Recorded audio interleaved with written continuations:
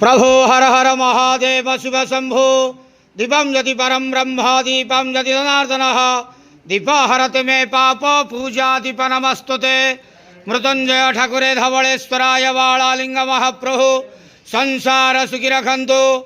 आज पवित्र आषाढ़ मासर शुक्ल पक्ष एकादशी तिथि शुभ शनिवार रे समस्त श्रद्धालु भक्त मान को आशीर्वाद करंतु, मनस्कामना पूर्ण करंतु, कर्मक्षेत्र उन्नति करंतु, ग्रहरिष्ट खंडन करंतु, जगतर मंगल करंतु, विश्वर कल्याण करंतु, आपणकर नाम प्रकाश करंतु, सेवकर डाक श्रवण करंतु, समस्त गुआवसा भक्त मानकर मनस्कामना पूर्ण करंतु।